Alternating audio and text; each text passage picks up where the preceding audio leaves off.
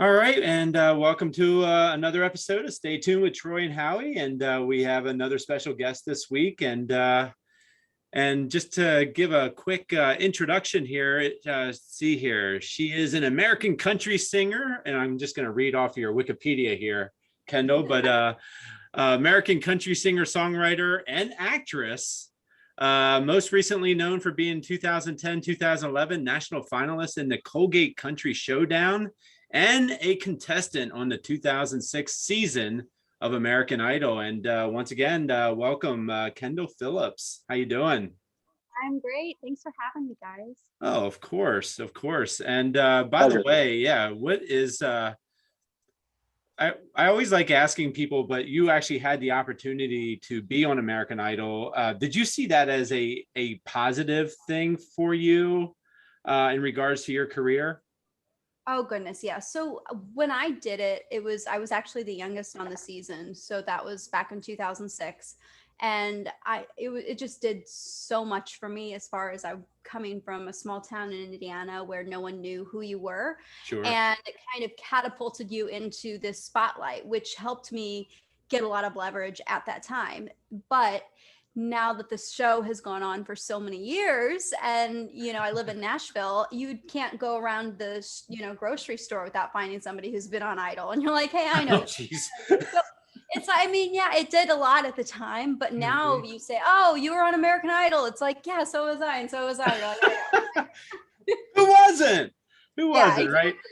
It's actually weirder if you haven't been on American Idol at this Oh, point. geez. You live in Nashville, I feel like.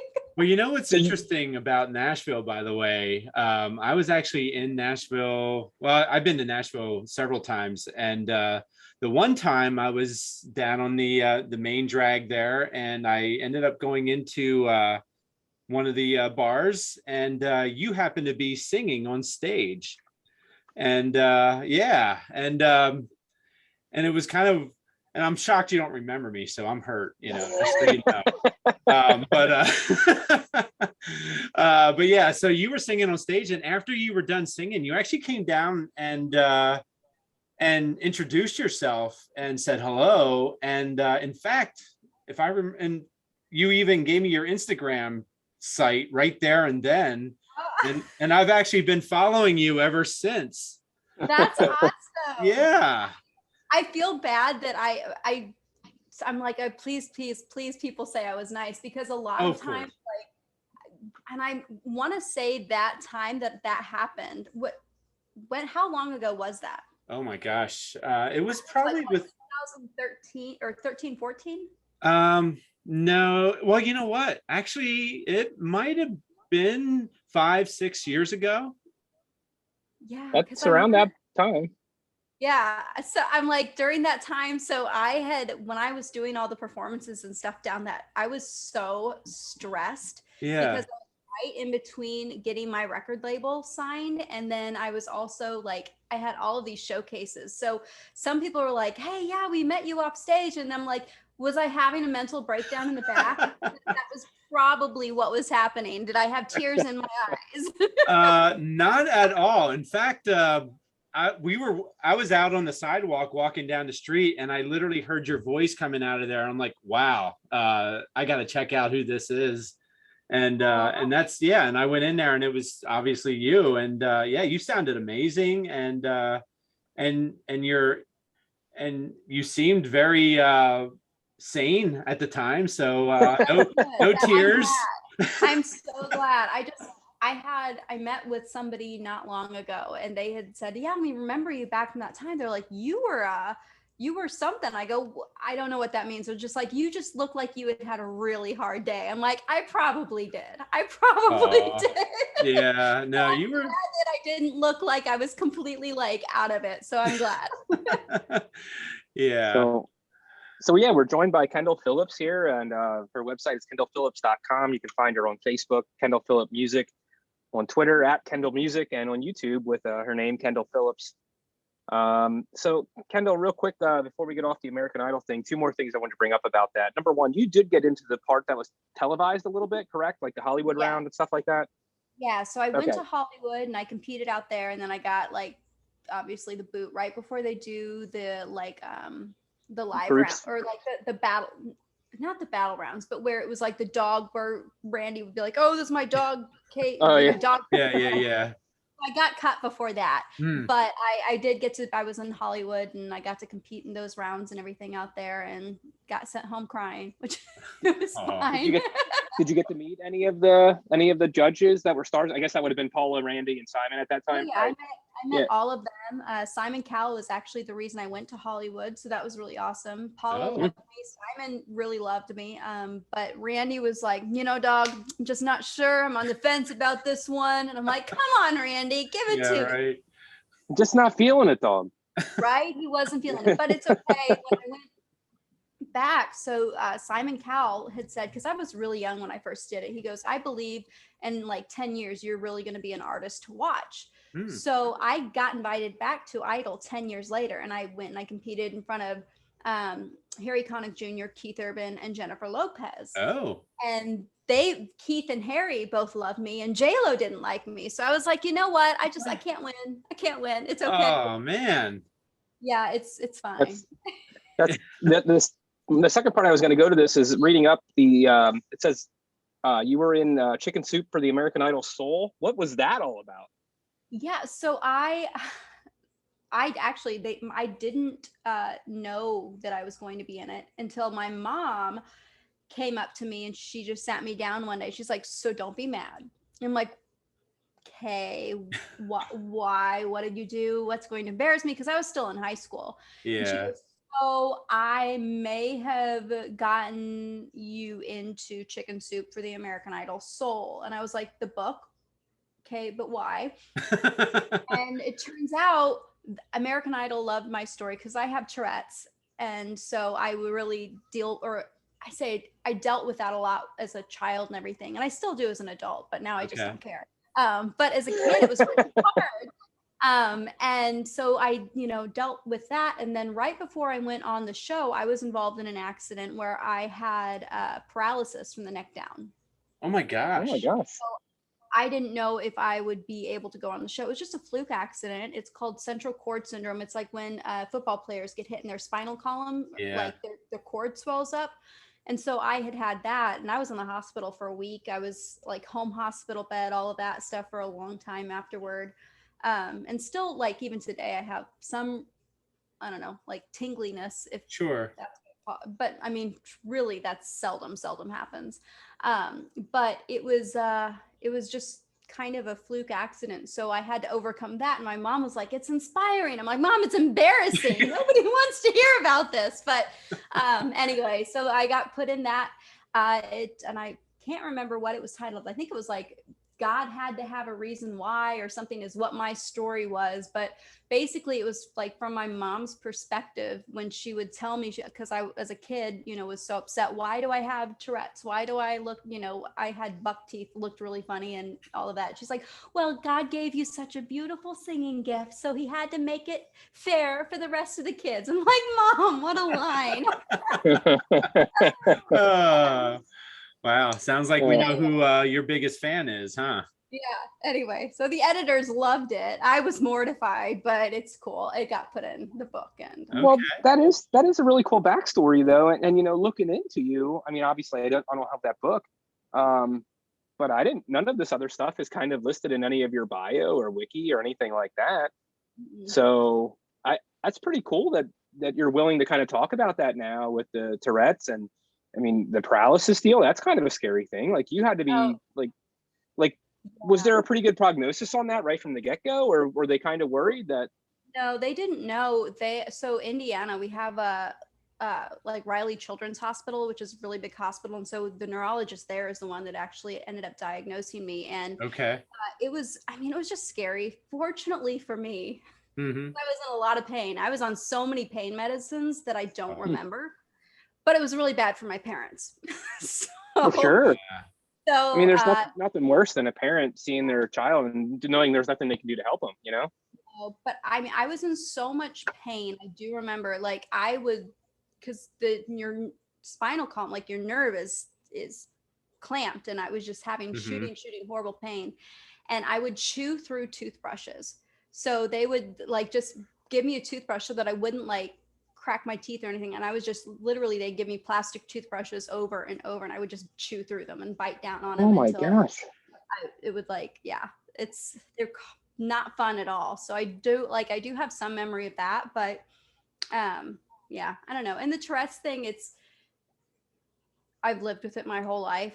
Now I don't care. Like now it's just sort of a meh, you know, it's something that I live with and I'm aware of it, but it's not something that I feel like is a hindrance anymore, or, you know, and if people, I'm like, I make fun of me. So like, I forget what the meme was, but it's like, you want to hurt my feelings? I hurt my own feelings. I have anxiety. Like, come on, what are you talking about? So, I mean, that's one thing that I'm grateful, like age has given me perspective on, but. Yeah, I was just going to say too, you were talking about like with Tourette's and anxiety, was that a tough thing to deal with when you were actually on stage performing in front of those judges with American Idol, especially what you were at 16 years old when you were there? How, like, knowing you had issues with it back then, especially, how were you able to keep it in check when you were there? Well, funny enough, that's kind of one of the reasons why I love singing. When I sing, I don't have any Tourette's. I don't have any tics. I was just going to say that. It is very common, and they don't know why exactly it is, why people who have Tourette's don't have them when they're singing.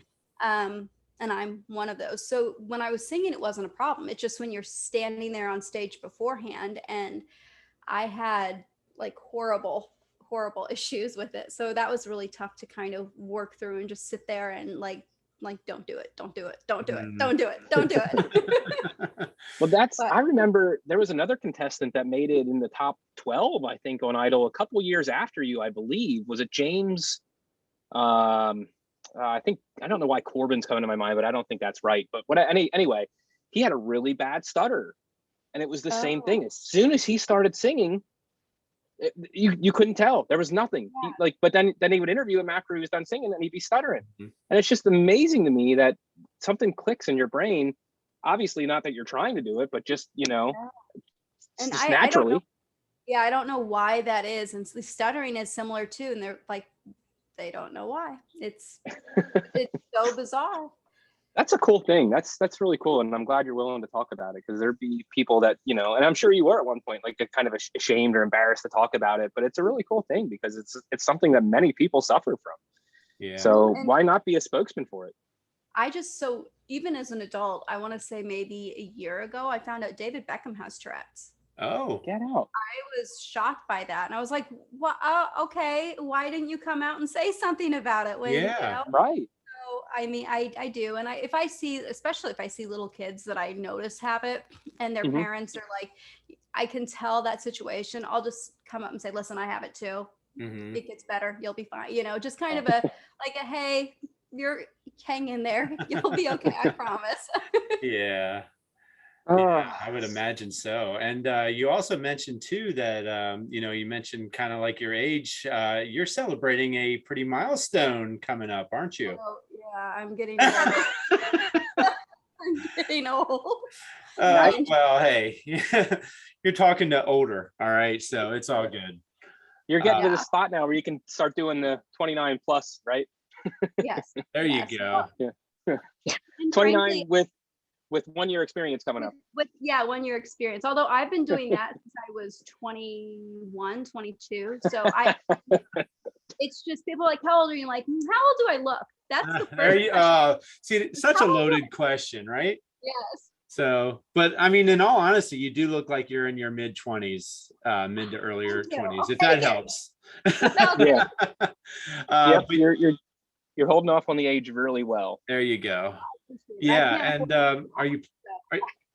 I said I can't afford Botox, so we'll just go with that. Are you planning on doing anything special for your 30th? Well, unfortunately, like my birthday is like right between Christmas and New Year's. Yeah. So there's really not ever a good opportunity to do anything. But I think for New Year's, we're going to New Orleans. So that'll be fun. Very cool. Awesome. That'll be exciting. So I'll kind of celebrate then. I don't know if any of my friends, because everybody goes home. Nobody like grew up in Nashville who lives in Nashville. So everyone goes home for the holidays. So I don't know if anyone will actually be in town to celebrate my birthday. But If not, it's cool. I'll just sit on the couch and watch a Hallmark Channel movie or Oh, something. geez. Hey. I mean, you're bringing in your 30s. You gotta like do it right, right? That's right. Yeah, I mean, That's right. you had a perfect transition there.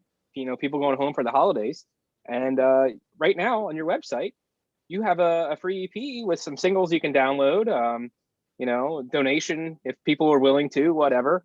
But the first song I see listed there is "I'll Be Home for Christmas." So Yes, I love it. So- Funny enough, that song I had tried to when I first moved to Nashville. I wrote like a new song called "December Lonely," and I was going to record and release "I'll Be Home for Christmas," and I just didn't get around to it because I released that other song. And so this year I was like, that's the one I want to put out. It's going to be the first one on my EP. And my dad calls me today and he goes, I listened to the EP. He goes, every song is great except for "I'll Be Home for Christmas" is absolute garbage. And I'm like, what? He's like, no, I hate it. I hate it. I'm like, are you kidding? That's my favorite song. And he's like, nope. Ouch. Does he want you Wow. home for Christmas? Right? I'm like, see if I see you. Yeah, right. wow, tough critic. I know, but he's like, I mean, it's fine. He's just like, no, I'm like, are you sure you don't like that? He's like, no. I go, I love that one. That's my favorite. That's why I put it first. But oh well. So You know, I was just going to say, from the time you've been 16 to where you are right now, what do you find is your biggest accomplishment in the music industry? Well, I would say probably I sang at the Ryman Auditorium twice, which was really, really, really cool. Yeah. But I'd say as far as like quote unquote accomplishments, I played out by you guys because you're in Pennsylvania. Yep. Correct. You're at my Sunbury or Sudbury? Sunbury. Sunbury. Yeah, Yep. I have a key to your city. No way. Well, Yeah. we're not in We're not Sunbury, in Sunbury. Yeah, but but Yeah. we're you have a key to Sunbury though? I do. I Wow. do. Isn't that- I got a key to the city, which was really cool. But I was touring because Pennsylvania was the first state to give my single #1 on country radio. So I toured a lot out there. very And cool.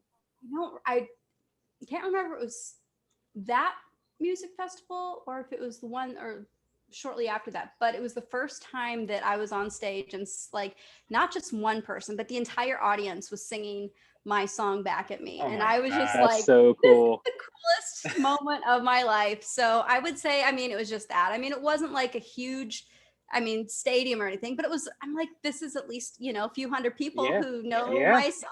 Yeah. Yeah, we're How- actually we're about 30 minutes outside of Hershey, Pennsylvania. Oh, okay. Yep. Yeah. I played out there. Okay, and about 2 hours from the Poconos, which kind of leads me to the next question. You actually wrote a song, "My Heart Belongs in the Poconos." Oh, yes. What is Yes. that about? It was just, so I was going through a bad breakup. Okay. Obviously, I dated a guy out there, and he couldn't handle the fact that I was on tour all the time, and didn't like that. And I was still busy touring, and I'm like, oh, I feel like my heart belongs in the Poconos.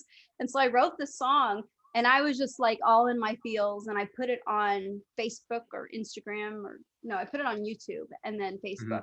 And I woke up the next day and it had 92,000 streams. Oh my gosh. Wow. And I was like, what? No, how? And so, yeah, it had a lot of people view it. And I was like, this is crazy to me. So Yeah. I played it all over the Poconos. And actually that was one of the songs that people were singing back to me. I'm like, this is Oh, that is awesome. so cool.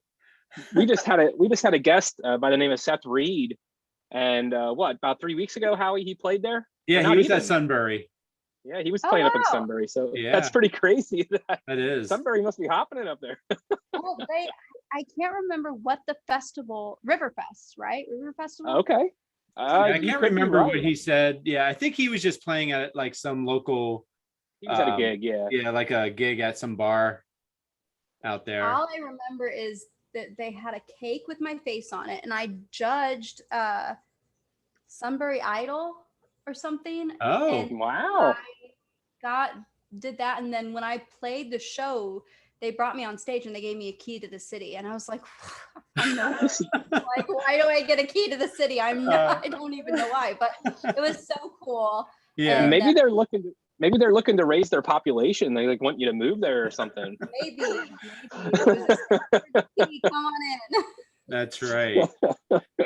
So That's are you pretty able to do this, what you're doing right now, full time? Is this your full-time gig? It was up Okay. until Well, COVID. yeah, COVID. COVID, and unfortunately my knee, I still cannot stand and play a Oh. set.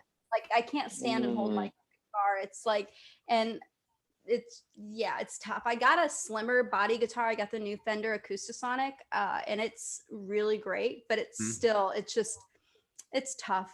But that's okay. I'm figuring things out, and hopefully within the next year it'll all kind of work itself out. Because I used to either be a full-time touring musician and I modeled a lot, so it's kind of a learning phase for me. Yeah. But it's okay. Well, I'm writing a lot of music. speaking of COVID, I do have to play this real quick, and I definitely need to hear some feedback from you on this one. Oh, this guy. Yeah. COVID-19, your distance from me. COVID-19, wreck everything. So come on now. What was that all about? Well, for one, I was post knee surgery, and so you couldn't actually see in that video. I had my entire leg from my thigh to my ankle was like in this giant apparatus for my knee. I had tubes running through with like this cooling machine. So I was very high on pain meds. Oh my. So that was part of why I thought this was like the best idea ever, was because a lot of surgical pain medication on board. But that said, I was just like, you know what? Let's try to make people laugh. It's a tough time for everyone. Why not smile? Why not laugh? And then now when I look back and I see it, I'm like, was that a great idea? I don't know. It's a hilarious video, though. It's perfect for the time. You know, I mean, as far as the being light, you know, and just fun. That, and people were hoarding toilet paper. I just remember. I know. I'll never understand that. I will never understand that at all. Yeah, I don't know. I mean, the whole thing with that toilet paper or the virus, like, as far as I knew, like, you know, diarrhea or anything like that wasn't really a symptom of the virus. So how toilet paper became this big thing, I have no idea. Yeah. Like, what? I don't understand. It was something special. And I remember too, like, some of my friends were in a group message and like, hey, how many rolls do you have? Do you have paper towel roll? How about we trade you this for toilet paper? I'm like, are we really in a bargaining tool? Like, with toilet paper? Is toilet paper the new currency? Should I just, forget Dogecoin and it's yeah, I know. Right? It almost seemed like it was going to take over. I would have invested in Charmin had I known, right? Yeah, I know. Yeah, I remember I was actually in line at Chipotle. This was probably in January before the whole virus went off. And I had heard a gentleman in front of me on the phone talking about this virus coming up. And then next thing you know, he's like, what are their letters on the stock exchange and stuff like that, whatever. So all of a sudden he like pulls out his I guess he had two phones because he was on the phone on his head. Or no, he's probably on his headset on the one and doing a data on his other phone. And he starts like typing in like the different mask companies and stuff like that. And I guess he started like buying stocks for masks and all that kind of stuff. So he must have found out like that these masks were going to be a big, huge deal. So yeah, if only I had that foresight. Yeah, right. I know. Instead, I made a corny video. I'm looking at your pupils. I can't tell if they're dilated or not on the video from you being drugged up. Yes. So I love your bio on your website. You love music, animals, and cookies. Yes. In that order? Yeah. It changes from day to day. Yeah. But I really do. I love cookies. I love baking. And actually, before COVID happened, my mom and I had a bakery. I started it, and then she kind of took over when I went on the road, because when I was trying to fund my first EP, I sold cookies to pay for it. Wow. So I started this cookie baking company. I was like, well, I need money for my record. So how am I going to do that? So I started this little bakery in Indiana. And unfortunately, COVID and everything shut down the storefront that we had. But Oh. but I love cookies. Like, this is my season, Christmas season, holiday season. Baking cookies is my like wheelhouse. I make cookies every year. It is just, and now that my knee hurts, it's less fun than it used to be. But I could stand on my feet for hours and just bake cookies and eat cookie dough and. Oh, it's so good. Is there a timeline for you getting back on your feet in regards to your knee?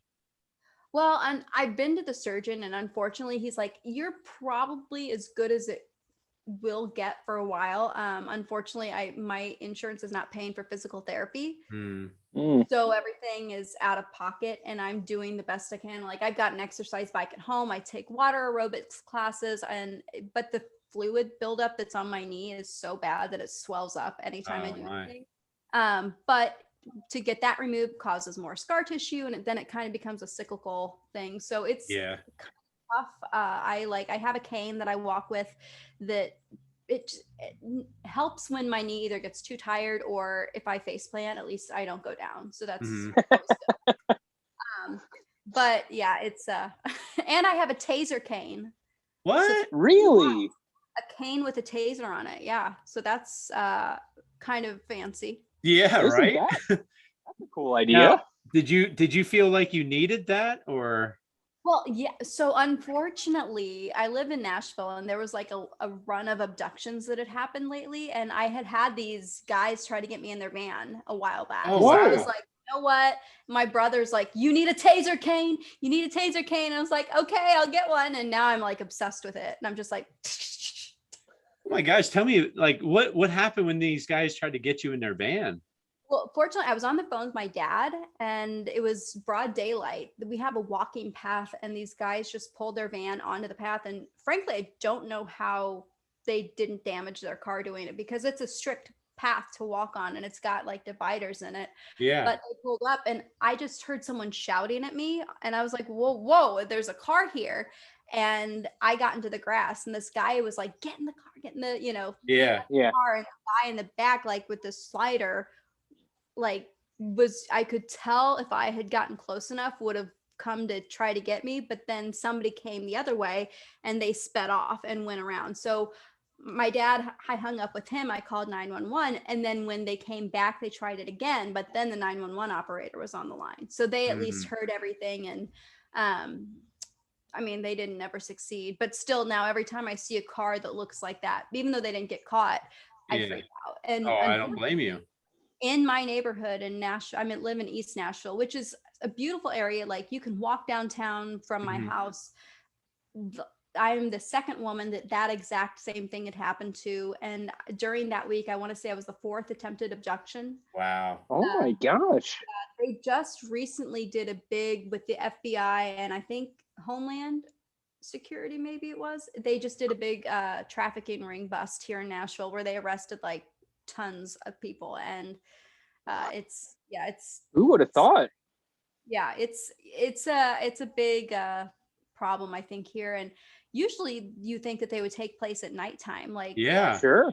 they do not care apparently. So I guess what could be scary is how many people have been abducted and not even known.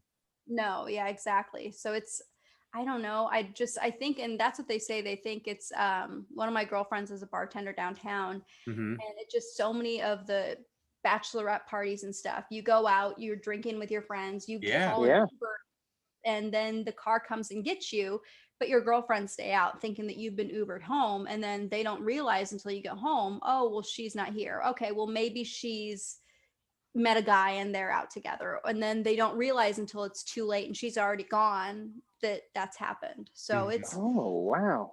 yeah, it's a little scary, underbelly of Nashville. I mean, don't get me wrong, Nashville is a great, wonderful, safe town for the most part, but it's also one of those towns that it's becoming a problem, and you definitely have to kind of keep your guard up when you're out and make sure that you have someone with you who will make sure that you go home together.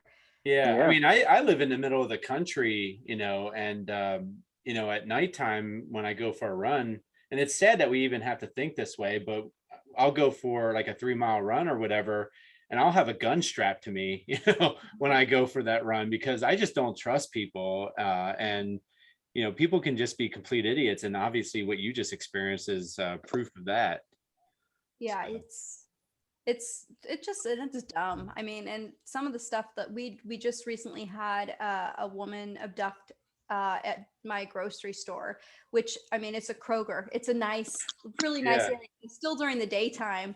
And she was a pregnant woman with her 1-year-old in the back, and they abducted that car with a baby in it. And you're like, Wow. what are people thinking? But the mayor got on and he's like, I don't know if it's because of COVID that we have a higher crime rate that we're seeing, or if it's just the fact that this is such a booming area, because Austin kind of experienced a similar issue Okay. when it started to have its population boom. So I don't know.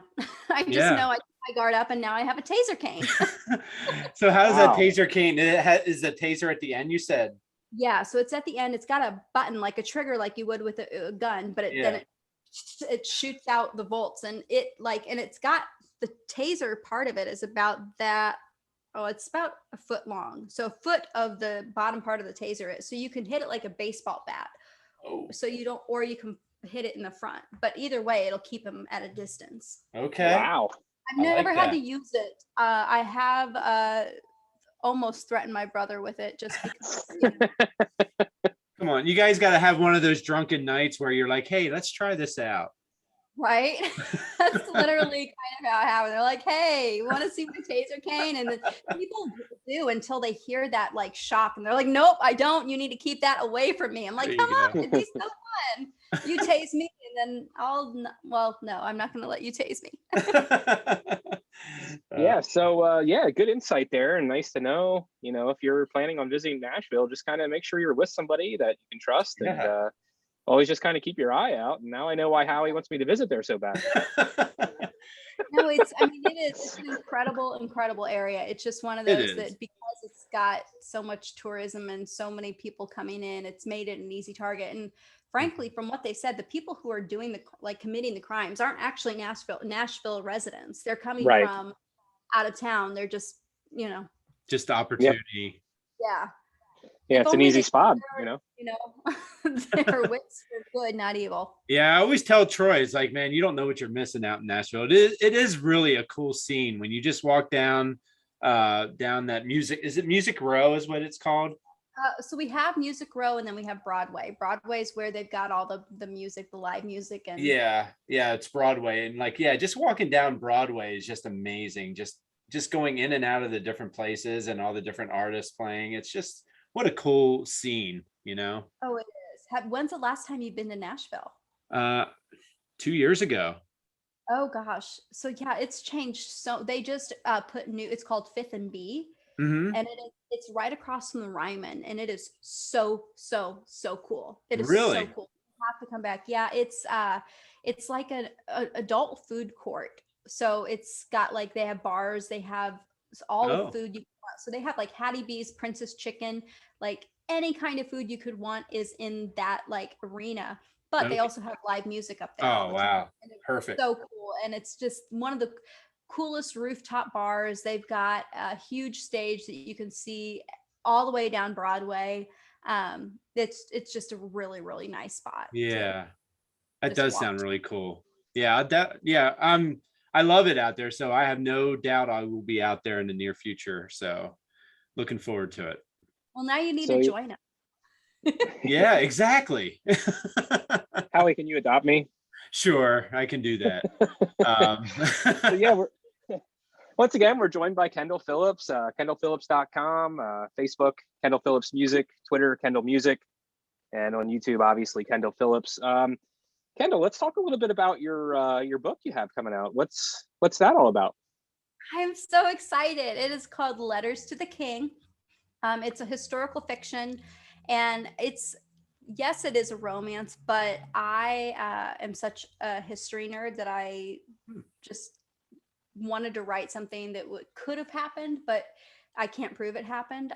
So Shetland is an island north of England, Mhm. and it had, in like, I want to say the 1990s, this kid accidentally cracked a tomb, and they found like all this kind of buried treasure there. They don't know why.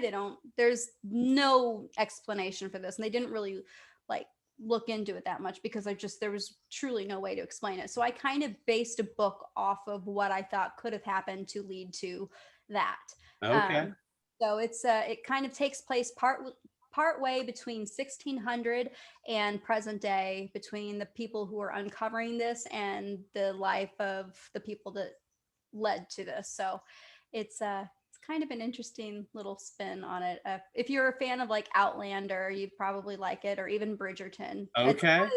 It's not as like Bridgerton-esque. It's not very Uh-huh. Harlequin style, but it's definitely historical fiction. That's awesome. And did you pick up anybody to publish it, or is it self-published? It's self-published right now. I had a literary agent that I was working with, and due to COVID, her boss retired. So she's like, "Listen, I'm taking over his position, and you are the last signee. So I don't have any room for you." She's like, "Come back later." I'm like, "Cool," but I'm also like, "Okay, I don't want to come back later. I want to just get this out there." So I'm putting it out myself, and I've got the pre-sale stuff going on right now, and then it'll still be available for download.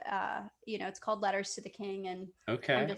I'm so excited that it's finally like seen the light of day. That is awesome. Yeah. Well, good luck with that. I can't wait to see that. Well, thank When- you. Yeah, When did you start that process? I started writing it in 2010. Oh, So wow. Wow. it's been a very, very long time, but the amount of research that had to go into just the history side of things to make it, and I get it. It's not like it happened, but I wanted it to be something that people who know history weren't like, "Oh my gosh, well, that's so far-fetched." But also, when I was touring, when I was recording and doing all of that, it just took most of the time that I had to dedicate to it. So kind of with COVID, I sat down, I'm like, "I'm finishing this. I'm getting it done, and I'm putting it out there." Yeah. And I'm sure with your bum knee, you're not getting up and about as much as you would like. So why not, Yeah, unfortunately. Yeah. Yeah.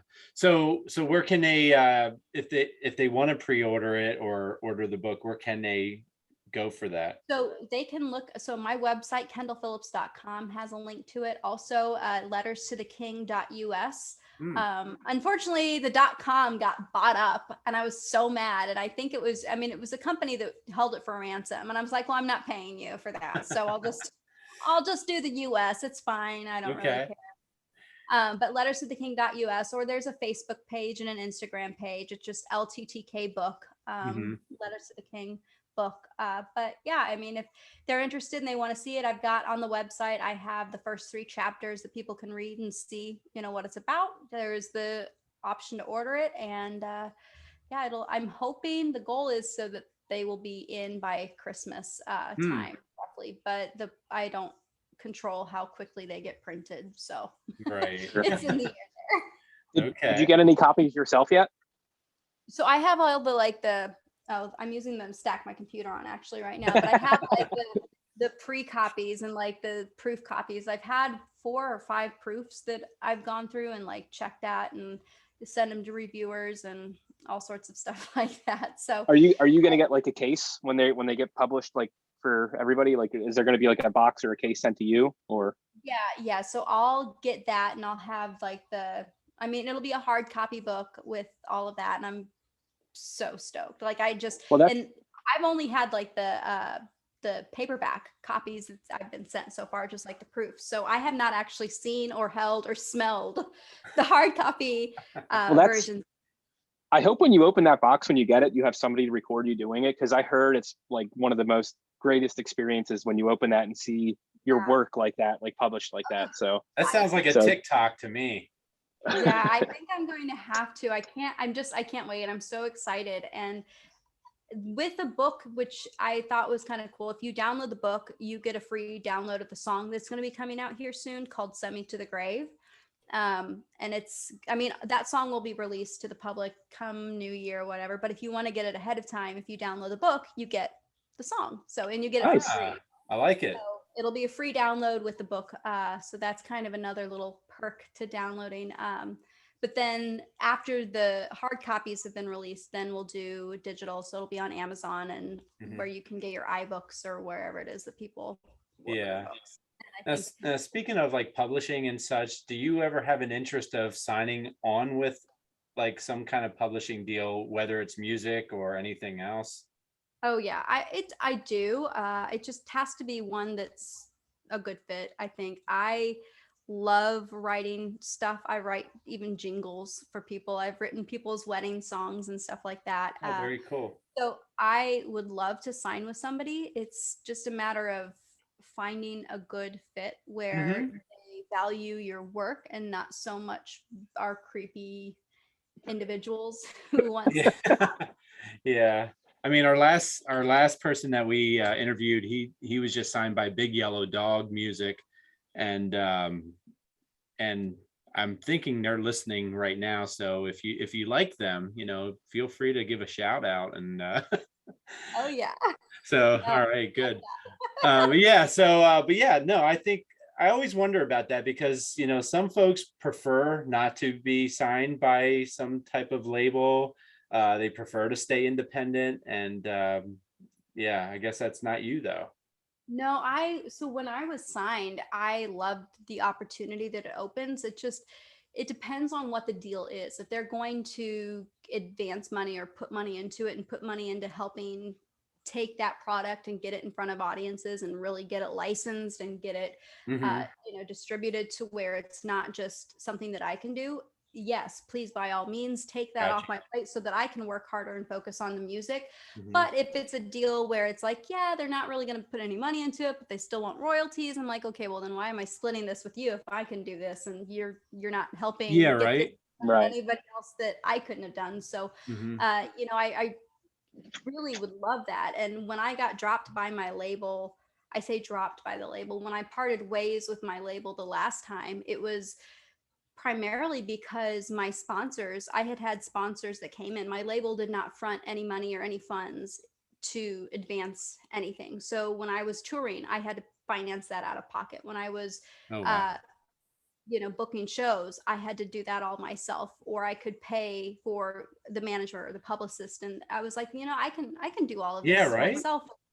And if my sponsor is paying you to do the service that, and it was a lot. And then when my sponsor didn't want to work with me anymore because they had gotten their son was big into NASCAR. So they were like, listen, we just don't need an artist to push our name anymore. We're going to sponsor our son because now he's in NASCAR. The label was like, okay, well, we don't. I'm like, well, so are you going to help with this? Are you going to help get sponsors, or do I still have to do that? And then I was like, you know what? Yeah. It's not a good fit. So No. I would love to sign. I mean, I do. I know some people who have incredible publishing deals, who have great record deals, who, can't say enough good things about them. But then on the other side, I know people who are, in debt up to their eyeballs because they signed with the wrong label and Yeah, and they, are raking them over yeah, the coals and such. yeah. So yeah, well, it sounds like you have a very good insight and intelligence when it comes to the music industry. You sound like you know exactly what you're talking about, what you're doing, and how it's supposed to be done. And I guess that's why I was kind of asking, if that's something you would prefer to do, just do it all on your own. But no, it makes sense, that, yeah, why not have someone else do the dirty work while you do all the fun singing and performing part of it, right? Well, and I mean, I read a lot. I've studied a lot. I want to know what I'm signing before I sign it or what I'm getting Sure. into before I sign it. And I mean, I work very, very hard, and I don't think that if my work ethic isn't matched, then it's not worth it. If Hmm. you've got somebody who's like, you know what, we're lukewarm about it. I'm like, well, then Right. this isn't the right fit because I'm out here, grinding, and I want somebody out there grinding as hard as I am, because then you can really move something forward. But if Hmm. you've got someone who's just sort of on the fence about it, or if, a lot of like publishers, or I say distributors, they want to have their own publishing company as well, which is cool. And it's like, yeah, that's a great feature that you can offer, but they don't do anything for the artist aside from collect more royalties. And when you sign with their publisher, you're actually Sure. just giving more royalties to them.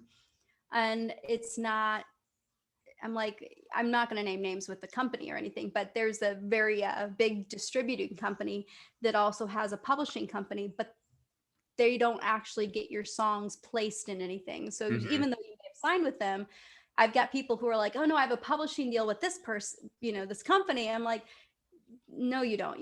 They're collecting more of your royalties because they're not placed in commercials. They're not placed on TV shows. They're not placed or put in front of anyone. And no artists are cutting your song because Right. it's not really a publishing company. It's a collection company. To help Yeah, with pretty much. royalties. Collection company. Yeah, not quite like that, but you know what I mean. I mean, Yeah, we know. So it's all about finding the right fit. But I mean, it's like that with everything, and any business is going to be like that. Mm-hmm. Yeah, it makes sense. All right. So yeah, Kendall, thanks for your time this evening. So kendallphillips.com, you can go there. You can find links to all your social media on there. You can find the book. You can order the book from that website. You can find all the Christmas music, the EP you have there. And are you gonna have links to the songs when you release them too in the new year? Are they gonna be on there as well? Yeah, Okay. so they'll be there at Spotify, Pandora, iTunes, anywhere that you can listen to music. I think even your Xbox, you can listen to it. Yeah, there. you can. And we look Find her on forward to Facebook. a book signing at your city of Sunbury, maybe sometime, and There maybe you we go. can come There you visit. go. I'll just bring my key. I'll just start letting myself in. That's how that works, right? There you go. And if they have a problem with it, you just shock them with the cane. Right? Yeah, Perfect plan. That cannot fail. That exactly. won't get me arrested at all. That's right. It's like, hey, I got the key. Come on. Right? Now I'm laughing, imagining if I actually did that. Oh, my. So yeah. So as I was saying, yeah, you can find her on Facebook at Kendall Phillips Music, on Twitter at Kendall Music. You can go to our YouTube page, Kendall Phillips. If you want to kind of quick plug your book sites again real quick too, like your pages on your book. Yeah, the book is letterstotheking.us, or on Instagram, it's just LTTK book, and same with Facebook, LTTK book for Letters to the King. Okay. But thank you guys so much for having me, Troy and Howie. Absolutely. I appreciate it. Yeah, no, this was a lot of fun. And the only thing I'm not too happy about is you didn't remember me from the time in Nashville. So. I am so sorry about that. It's all good. It's all good. Your face, I'm sorry I forgot it. I won't forget it now. Okay, I appreciate it. But yeah, thank you again. And it was a lot of fun chatting with you. And I think there's a lot more to cover with you. And maybe sometime in the near future, we can have you on again and talk some more. I would love that. I would absolutely love that. Thank you. Yeah, not a Awesome. problem. All right. Well, you have a good one. And if you can hold on for a second here. Holding.